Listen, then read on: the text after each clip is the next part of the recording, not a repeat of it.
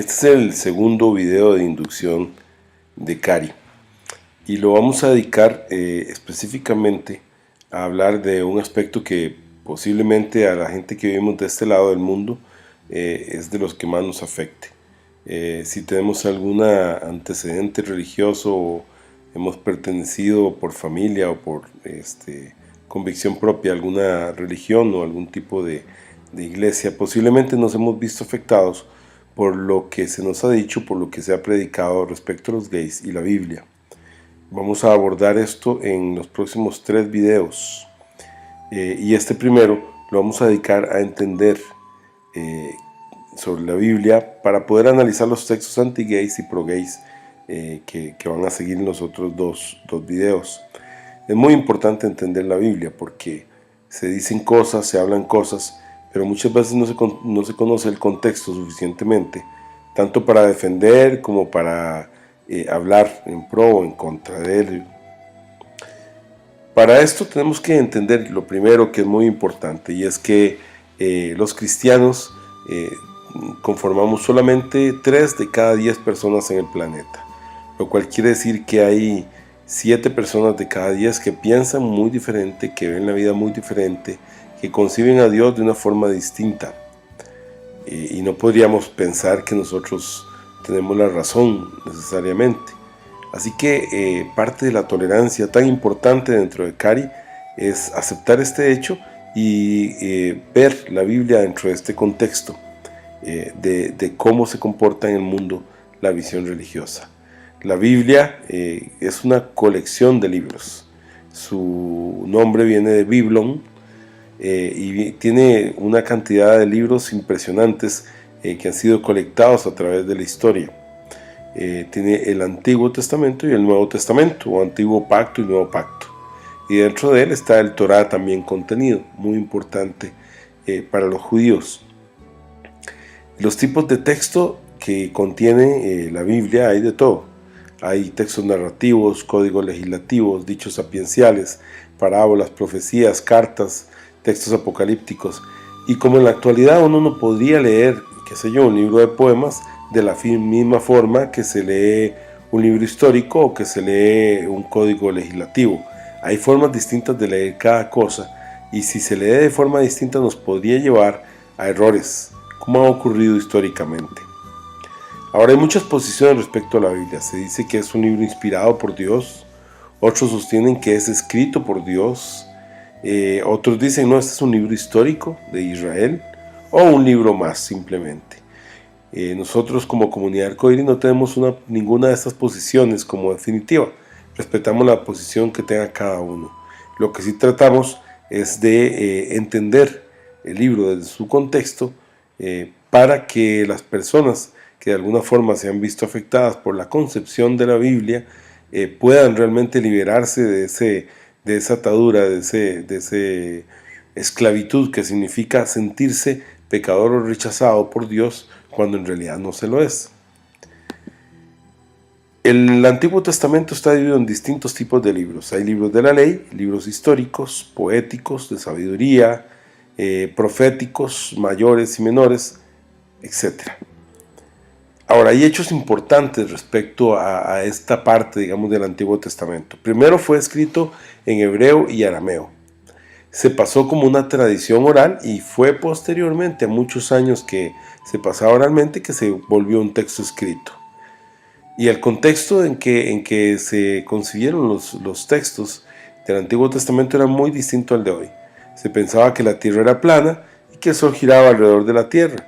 Se concebía el planeta como una cúpula rodeada de aguas superiores y aguas inferiores, y que esta cúpula estaba sostenida por fundamentos, que eran los fundamentos o las bases de la tierra, y Dios estaba arriba, y nosotros rodeados de esas aguas. Por eso se hablaba de aguas superiores y aguas inferiores.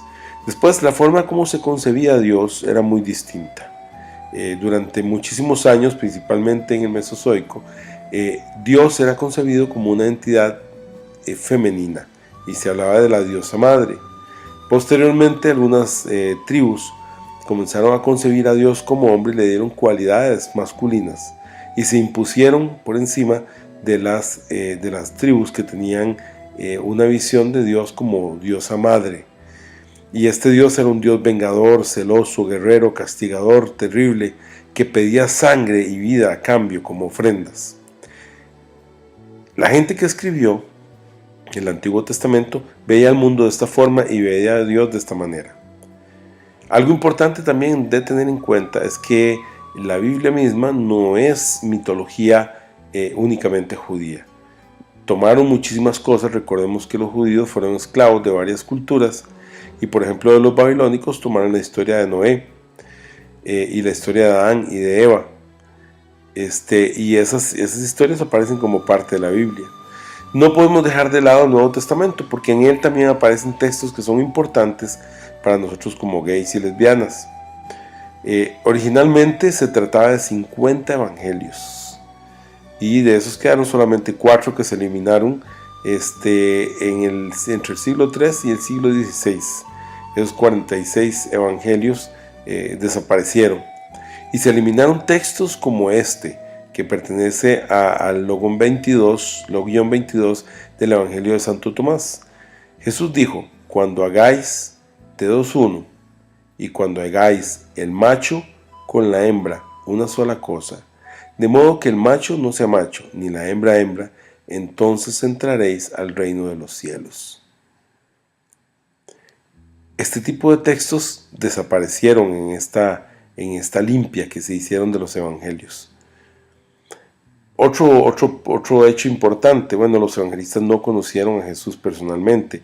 De hecho, por ejemplo, el Evangelio de Marcos se escribió 40 años después de Cristo, y fue escrito a raíz de lo que se escuchaba de Pedro, terminado por un romano que se llamaba Aristión, y el de Juan se redactó 90 años después de Cristo. El libro de Mateo tiene 600 versículos de Marcos, más 330 versículos que pertenecían a Pablo, o era la tradición, se decía que se le habían escuchado a Pablo. Y San Lucas también es una mezcla de todo esto. Las genealogías no coinciden en los diferentes libros. Mateo pone 42 pasos, y Lucas 77. Además de esto, hay 800 diferencias entre los 4 evangelios. Mismas historias que no coinciden en hechos, en ciertos detalles. Y además el Nuevo Testamento fue escrito originalmente en arameo, luego en griego, se pasó al inglés y por último nos llega a nosotros en español. ¿Qué significa todo esto? ¿Que no debemos de creer en la Biblia? No estamos diciendo eso, ni queremos que eso pase. Si usted cree en la Biblia, respetamos muchísimo esa forma de pensar. Y los que creemos en la Biblia, pues tenemos una afinidad con este libro.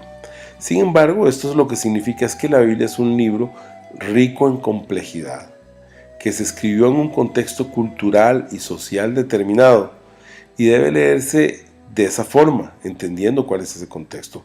Leerlo sin conocer ese contexto nos puede llevar a errores terribles y a hacer cosas en nombre de Dios que en realidad no son su voluntad. Vamos a ver algunos ejemplos de lo que ha ocurrido históricamente cuando se toma la Biblia y simplemente se lee como cualquier libro, y se lee bajo las normas culturales actuales, sin tomar en cuenta que cuando fue escrito se pensaba distinto. Veamos este texto que está acá, que nos habla de cómo en ciertos momentos la Biblia ha servido para justificar cosas que no deberían de haberse justificado. Dice: el segundo y tal vez el pasaje más popular usado para sostener el racismo es Génesis 9, 18, 27. Estos versículos contienen una profecía por Noé acerca de sus 3 hijos, una profecía incitada por la indecencia de Cam concerniente a la desnudez de su padre.